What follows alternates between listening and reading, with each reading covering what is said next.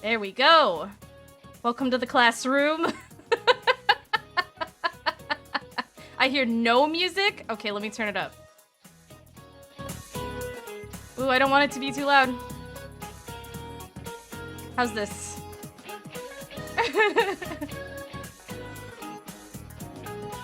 Oh, I just realized my speaker is turned way up, so what I hear might be a lot louder than what you guys hear. Let me turn this up just a little bit more. The music was fine for me before. Oh. This song is a little bit aggressive, so I don't want it to, like, drown me out.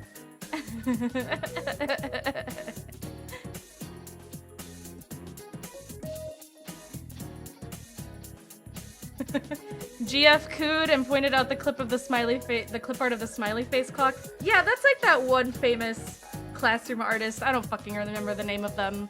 Whatever.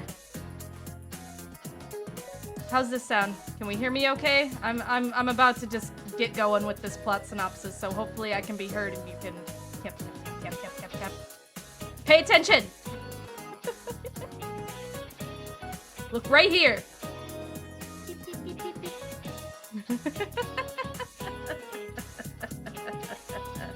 Okay. I literally have notes. This is 100% original content. I sat there and just wrote out the plot so far because that's where I'm at in life. All right. So, do the King Oran voice to make us pay attention. All right, all you little shits. I'm gonna keep you all how do you say like virginity but as an adjective? Pure, right? Like pure and precious as the driven snow. Are these people to scale? If you believe in your heart, yes. All right, let's get started. Virginal? Oh, and by the way, the slides are also 100% original content. I made them myself. So, only praise, no critique. Alright, here we go. A brief synopsis of the story so far in Persona 4 Golden, also just known as Persona 4, because in case you weren't already aware, Golden just refers to the remade version that they released for the Vita and then also put on Steam, that just has some bonus content such as additional personas and gardening. And motorcycles. Also motorcycles. Alright. So, this dude on the left, that's Chungi Seta. He's a 16-year-old boy who has to move to the city of Inaba, Japan, to temporarily live with his uncle and cousin while his parents fuck off to work overseas. You can see I've labeled them for you. There's your studly uncle right here. And your little cousin, Nanako. Before even anyone asked what Chungi's parents are doing overseas, I have no clue. I don't think they ever specify. Alright. Next. While living in Inaba, Chungi starts classes at Yasogami High School and meets some cool new friends who really don't like following the dress code, as you may be able to tell. Because that's not what their uniform's supposed to look like. Their names are Yosuke, a young lad whose family works for Junes, which is a local department store, like Sears. And because of Junes, all the local businesses are shutting down. Take notes, this is important. Because this is what makes everyone hate him, besides the fact that he's annoying and he sucks. Alright. And then Chie, who's a chatty, spunky girl with an affinity for martial arts movies, and just martial arts in general, I guess. She's right here. She wears green. She's got like kind of a coconut head thing going on. And Yukiko. So, Chungi's friends tell him about a rumor going around that watching your television at midnight while it's raining will reveal your soulmate on the TV screen. Yeah, this is like oddly specific and kind of weird, but just go along with it. It basically doesn't mean shit. The important thing is every time it's raining at midnight, you can go look at the TV and the TV will show you a person. And the kids think it's your soulmate, but don't get too latched onto that concept. Also, Pikachu does not make an appearance in this game. Oh yeah, and this phenomenon is called the Midnight Channel. Did I mention that? It's called the Midnight Channel, or in the Japanese version, it's Mayonaka Terubi. So, Chungi decides to, like, what do you say? Explore this concept. Of course, they all start, like, watching the Midnight Channel and seeing what the fuck is up with that. And, I don't know, Chungi has, like, a weird freak out, and, there's this, like, whole animated anime cutscene where, like, there's thunder striking and he has a freak out in the middle of the night. And then he touches his television and realizes he can, like, no-clip through it. And then he hits his head on a table and he's like, what the shit is going on? He doesn't see his soulmate, he just ends up hurting himself. So, yeah.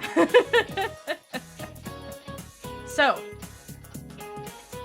later on, Chungi goes to Chie and Yosuke and tells them about his new power, where he can phase through televisions. And they're like, wow, that sounds like a bunch of stupid bullshit. And they all go to Junes together to the department section, and a bunch of silly stuff happens, and then they all phase through the TV and they fall inside a world inside the television, which is shrouded in this, like, weird yellow fog. And, yeah, they get even more concerned about what the hell is going on with this, like, Midnight Channel, and, there being a world inside of the TV, and Yosuke has to pee. Yeah. Alright, so.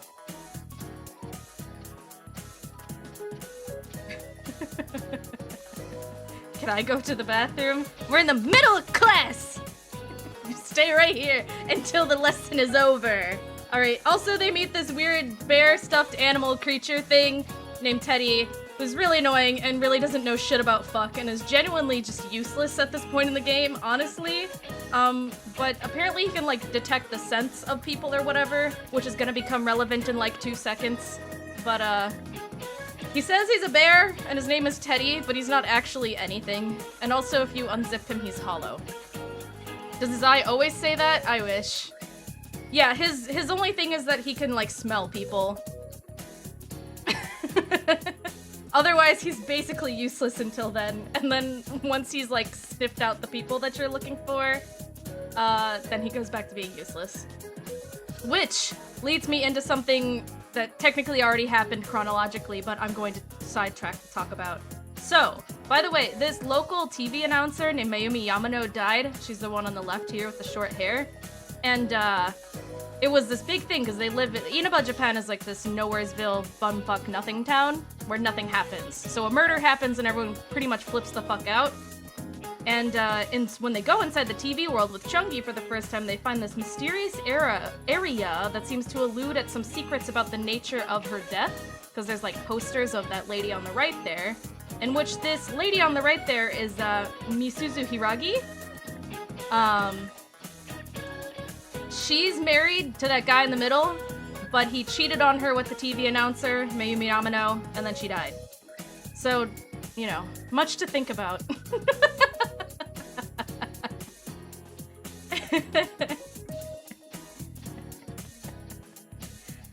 Alright.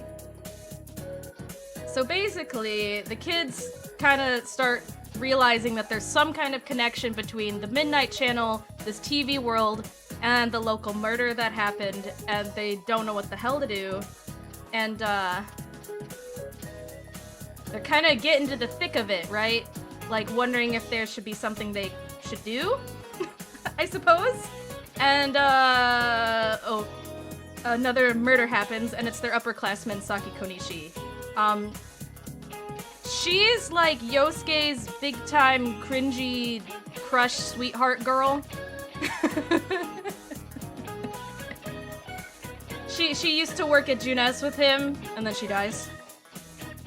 And so Yosuke gets pretty fucking upset, and the only reason I make a big point out of the fact that he had a crush on her and she died is that sets up the motivation for why Yosuke really gives a shit about all of this. Because yeah, you could fall into a TV world and it's all weird and mysterious, but they also like pretty much crap their pants in fear. So it's like they could just turn around and say, you know what, this is scary and has something to do with the murder, so let's just forget all of this happened. But Yosuke's senpai dies, and then he's like, no, we gotta do something about this. And basically Chie and Chungi are like, well, alright. So, Chungi and Yosuke go on a fun little adventure back inside the TV world to find out more about Saki's sudden death. Armed with like golf clubs and kitchen knives. You know, to defend themselves. And Chie stays behind because, I don't know. Originally, she's supposed to hold on to a rope that she can pull them back out of the TV world with in case they get stuck.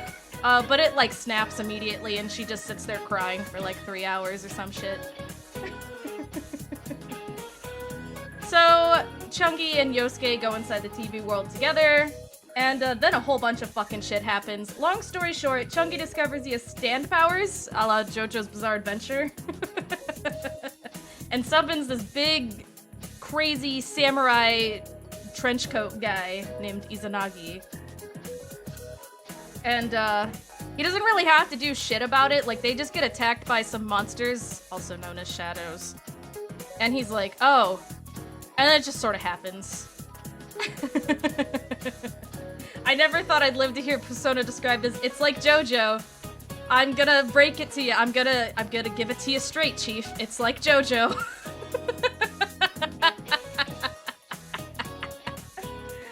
And, basically then Yosuke has this big freak out. They find this liquor store, which is exactly like the one that Saki's family owns in the real world, and Yosuke has this big freak out, and this like way cooler version of himself shows up and says a lot of mean stuff, and then he turns into a boss, and then we kill the boss, and then Yosuke also gets a stand named Jiraiya.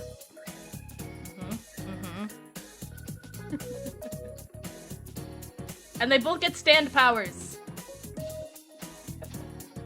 They're like elemental and everything, like Yosuke can do like wind magics, and Chungi can do, like, lightning magics. So, all that shit happens, Chie gets upset with them, they are able to get out of the TV world. Teddy now can basically act as a, what's the word, like a, concierge? I don't know what you would want to call it. He can act as a guide for them to get in and out of the TV world when they need, so they don't need to worry so much about getting stuck in there. And so they discussed it with Chie. Chie kind of freaks out, and then Yukiko shows up on the Midnight Channel. Did you forget who Yukiko is? Don't worry about it. So they're all like, oh shit, Yukiko could get kidnapped, and then she does. And then Yukiko gets kidnapped.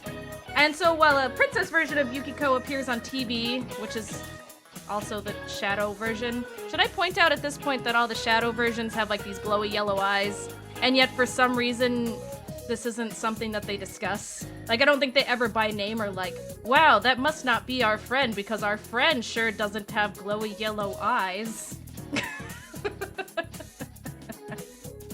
So anyway, a princess version of Yukiko appears on TV for all their classmates to see, and decidedly Yukiko's shadow version is a lot more interesting than she is, much like Yosuke's. But thankfully they rescue Yukiko from the TV world, and she joins them as an ally for their murder investigation team. Did I mention they all wear glasses? They all wear glasses now, if you take a look here. Teddy gives them glasses because that's how they can see through the fog in the TV world. Listen, don't worry about it too much. It's...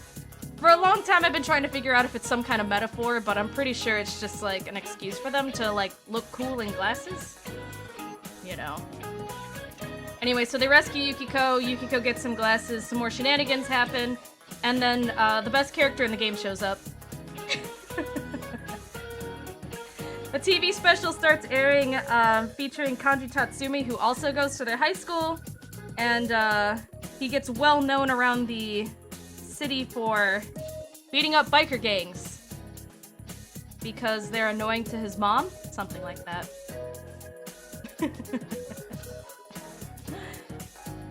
So yeah.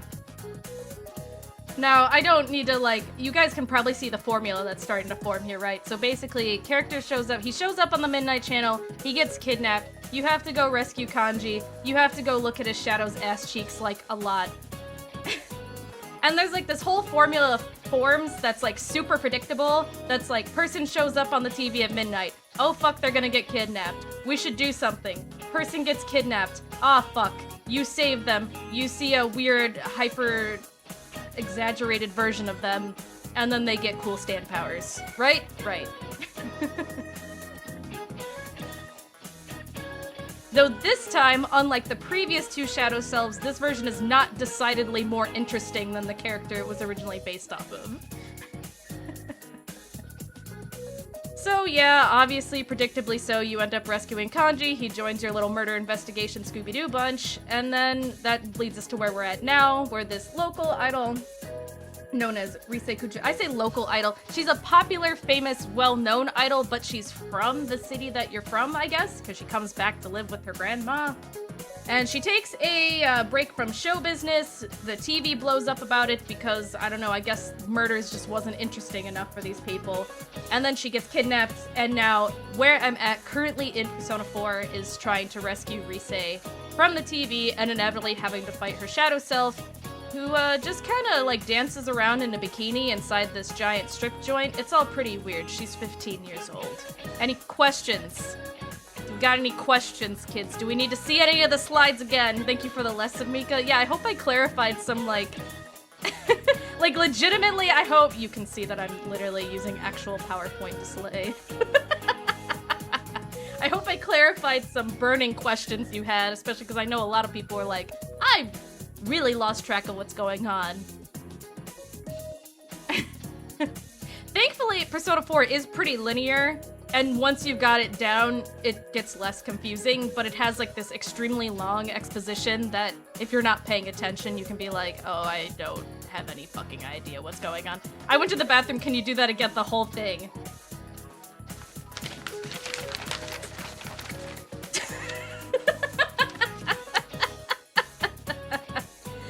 Let me do the super brief version. This is Chunky. His parents fucked off to America or some foreign country, and then he has to live with his relatives. He meets some cool friends at school that do not follow the dress code. They tell him that there's this thing called the Midnight Channel, where people, allegedly your soulmate shows up on the TV, but that's not true. It's actually people who end up getting kidnapped. And then he finds out he can no-clip through televisions, and then he's like, oh fuck, what do we do? And then Chie and Yosuke can also no-clip through the television. They meet this weird bear. Some other shit happens that I don't really care about at this time. They get really worried. Yosuke's fucking coworker slash classmate slash senpai slash love interest dies. They go back in the TV, get stand powers. Yukiko becomes a shadow. Kanji. Ass crack. Now this. This is the like super condensed version.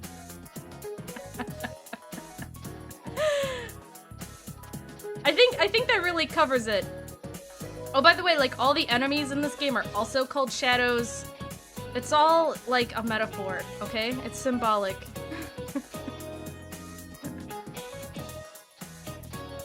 Kanji, do you just wanna look at this some more? Because I know I do.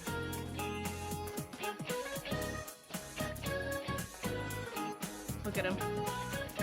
Wait, what's going on? We're going over a synopsis of the plot so far to answer any questions or confusion for people that may not really have a grip on what's happening.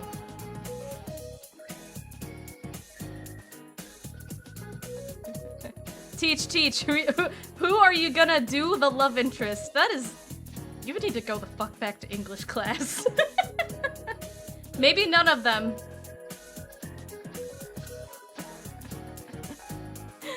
Do you think Carl Jung would be afraid of what he created in Persona? Do you think God lives in fear of what he's created? Do you think killing feels good to God, too? Okay, what's a Persona? It's like stands. Have you seen JoJo's Bizarre Adventure? It's literally like stands. If you mean in a symbolic sense, I don't know, dude, go read a book.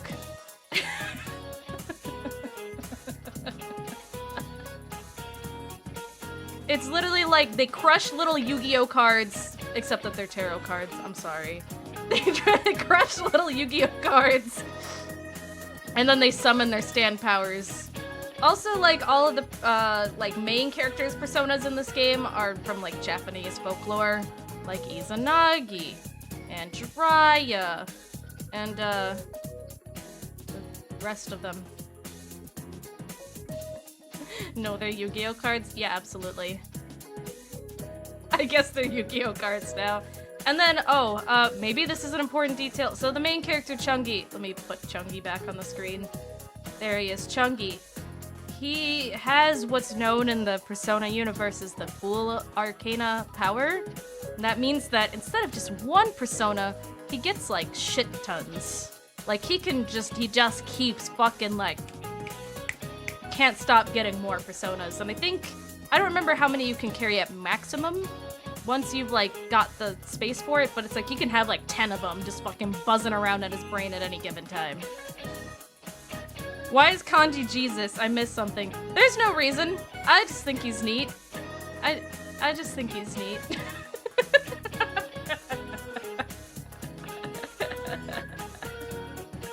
Why is Teddy here? He can smell people. Also, I don't know.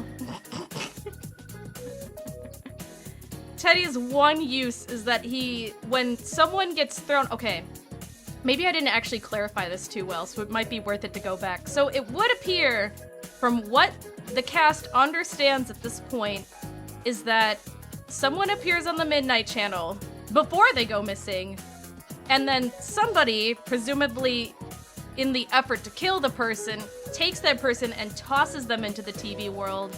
And then I suppose something like the exaggeration of their emotions becomes like this place, like it manifests and physically becomes a location in the TV world. And they also manifest a shadow self that's like born out of their concerns over how they could appear based on their like concealed emotions. This is where it all gets like very symbolic and hazy, so just don't think about it too much. But because of that, when the people get thrown in the TV world, because the TV world, in case you haven't gathered this, is like huge and vast. Like they don't even know how fucking big it is. And they can't just go in there and just find the kidnapped people. It's like they have to know which way to go or they could just wander forever. That's why they need Teddy. That's the only reason they need Teddy, because apparently he can just smell people. Not even based on like their actual scent. It's not like you have to produce some clothing to Teddy or anything. You can tell Teddy details about the person, and apparently this makes it so he can smell them. Because he's a bear, and bears can smell. Teacher kanji bias is showing a I don't know what the fuck you are talking about. Bias? Not me. Why is Teddy so disgusting if he didn't have the socioeconomic conditions to become so? Why does Teddy spit in the eye of God? Well, I think it's because Teddy is influenced by a group of stupid, horny little teenagers. So, like, we can all, like, boo and hiss at him, but, like, it's because these fucking people are just directly influencing how he functions. So... I mean, Shadow Yukiko has this whole thing where she's like, I'm gonna go score a hot stud. And then Teddy's like, hot stud? What's a hot stud? And then he's just tainted forever. He's like their baby. You know, they're in high school and Teddy is like their stupid bag of flour science project. So it's all Yosuke's fault? It's actually kind of the opposite, because if Yosuke wasn't so sad about his love interest dying, they probably could have just said, well, a murder happened, but it's not our problem. And then Yosuke's like, you know what? Fuck the police. This is our problem.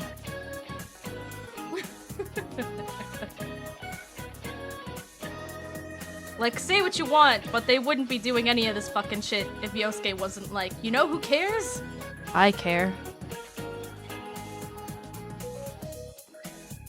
Also, like, he's dumb as shit, but he's the one person who constantly is like, hey, this! Hey, deductive reasoning! Hey, clues! Meanwhile, everyone else is, like, picking their nose and eating burgers, so... Yosuke did truly say ACAB. He just right off the bat is like, the police aren't gonna be able to solve this, and I'm just like, go off, King. Go off. Alright.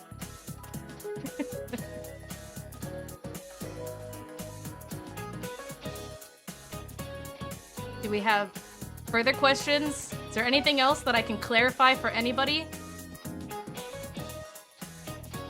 I have unfortunately reached the part of the Yakuza series where you play as a cop. Aw, press F. Since when did you get a stick? I need it to point things out. Point, point, point, point.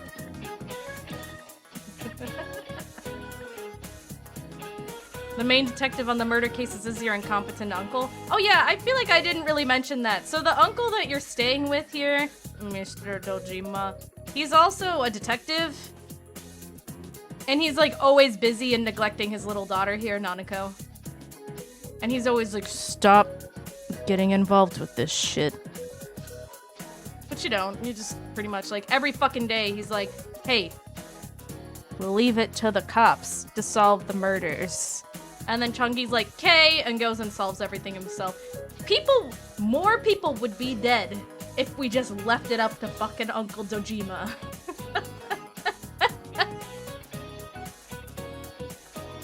He's both incompetent in his job as a detective and as a parent. Well, I mean, I don't know if as a detective he can account for the supernatural. Because that's the other thing, is like all these supernatural shits happening in this game is like, you can't just like tell your uncle like, hey, the Midnight Channel, people show up on the TV and then they die. And then he'd just be like, what the fuck are you talking about?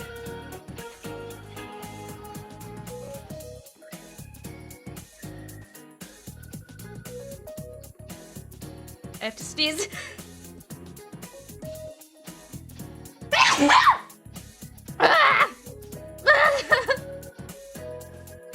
Would you fuck Dojima? Wouldn't anyone? I mean, fucking, if you want to talk about video game DILFs, he literally has a daughter, a biological daughter. He's not even one of those video game dads that just like adopts a random child or animal and everyone's like, oh my god, a DILF. No, he's like a legit dad. Also, like, dad aged because when people are like, oh my god, this character's such a DILF. This dude is Ryotaro Dojima age.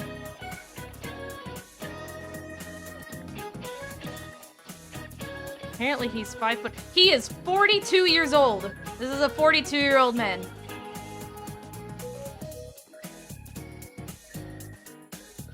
So.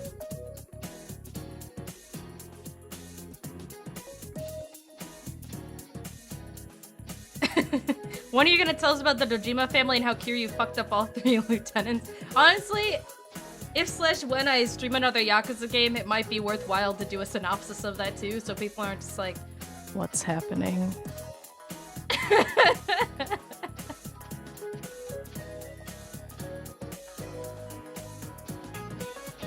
I'm thinking from here on out, because I stream a lot of RPGs, and I sure do just, in case you're wondering what inspired me to do this, I do play a lot of RPGs, and they do be long, and sometimes the stories are confusing, so I think every now and then doing these little recaps will help you guys not get so fucking confused, because even I get confused sometimes and have to be like, wait, what's actually happening?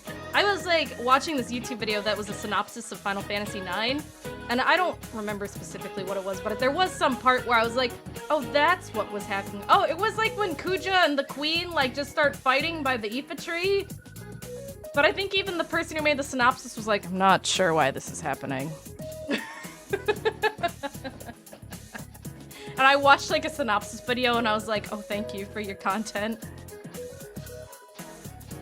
Looking forward to you recapping Tales of the Abyss. So anyway, so Luke's an idiot, but everyone's an asshole. So true. Honestly, I could write a whole dissertation on Tales of the Abyss at this point. Speaking of which, if you haven't voted in my poll, please go vote in my poll. I think that is Nier winning. No, Nier is not winning. Currently, the winner is Mother / Earthbound Beginnings, but with a close follower of Bayonetta, which I can't say I expected, though it's fine. Any of these games could win, and I would pretty much be like, nice. Apparently, people like Bayonetta. I didn't know. I voted Bayonetta? Really? Queen shit? It would be a lot different than the games that I'm used to playing, which is part of why I was like, well, I haven't played this. People told me I would like it, and it'd be something a little different. Would kind of dice things up. On Discord? No. Scroll down. On Twitch right now. Scroll down. Go to Twitch Picks. There's a poll that's labeled What Game Stream Next. Go vote for the one you want. I've done this a couple of times now. The reason I'm playing Persona 4 in the first place is because it won my last poll, because you guys really want to see it. It got like 25 votes or something like that I was like, oh shit. And then Nier was like really close behind it at like, I don't remember, it was like 23. And I was like, no. Sorry to all you Nier fans. It was close. It was so close, but it just, no cigar. All right, how much time do we got left? I wanted to make this about 30 minutes. It's been about 30 minutes, so any final questions about Persona 4 that I can answer for you all so that hopefully... I mean, obviously you can ask why I'm playing, but then if it's like plot shit, this is a lot easier to go over now. Do you remember who the characters are? Remember, there's also like the social link characters. Don't... Oh, should I explain the whole social link thing? I think people were very confused about that. How does the wiki define it? Oh fuck, if you just Google social link, it just gives me like a marketing website.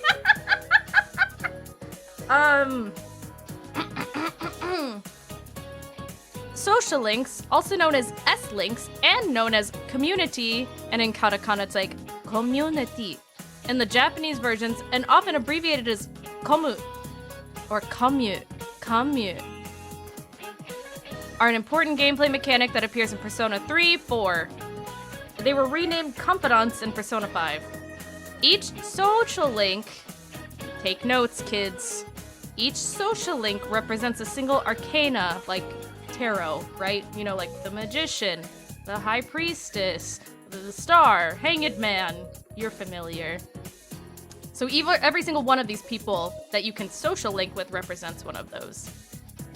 And raising a particular social link, which means just hanging out with them, increases the experience bonus the protagonists receive when they fuse personas of that arcana. So for example, Yosuke. His social link is the magician arcana. So if you hang out with Yosuke a lot and you level up his social link, then like Jack Frost, for example, you guys know Jack Frost. You make Jack Frost is a magician arcana persona. He'll get like bonus levels when you create that persona because you're good friends with good old Yosuke right here. If you don't know who Jack Frost is, he's the little snowman who calls you a hoe.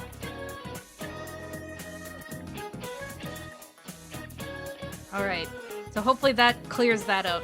Because I actually did remember people are like, like, popping into the stream, seeing me doing a social link, and just going, what the fuck is happening?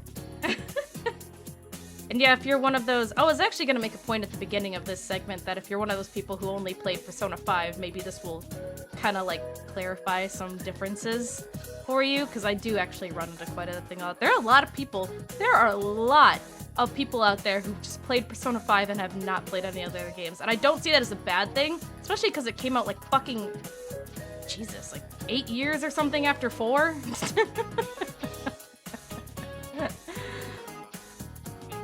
So, okay, alright. Any finishing thoughts? I think I've clarified. Can you tell us more about Nanako? She's like 6 years old and goes to elementary school, and she's obsessed with the department store that Yosuke's family works at, Junes, because that's just how sad and depressing her life is. As you know, Persona 5 invented Shibuya. So true. Playing Persona 5? Nah, Mika, people just watch it. Maybe one day I'll play Persona 5. Maybe I won't. That's also a good side note. I've never played Persona 5. Where's Sans? I mean, you can make multiple personas that are... Wait, no, I got you. Sans does make a appearance in this game, but he's very anime. I'll show you.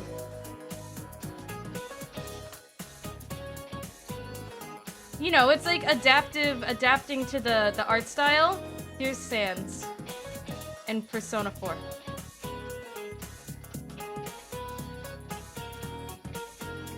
He stopped being lazy and depressed and started working out.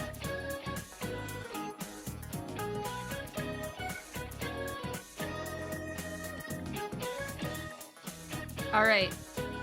Please compare Persona 4 to the Boss Baby, thank you? How is that a question? What the hell is the plot of Boss Baby? It's just about a baby who, like, becomes a boss. But, like, Persona 4 is not about a persona who becomes 4. Even though there are 4 people here, don't pay attention to that. This doesn't mean anything. It doesn't mean anything.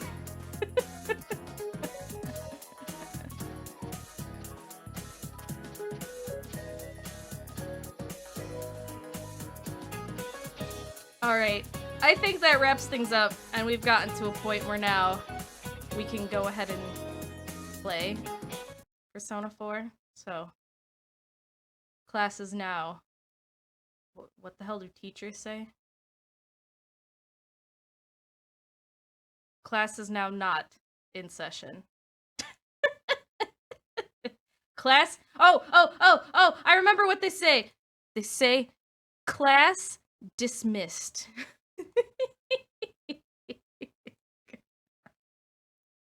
Class is now end. Let's play Persona 4.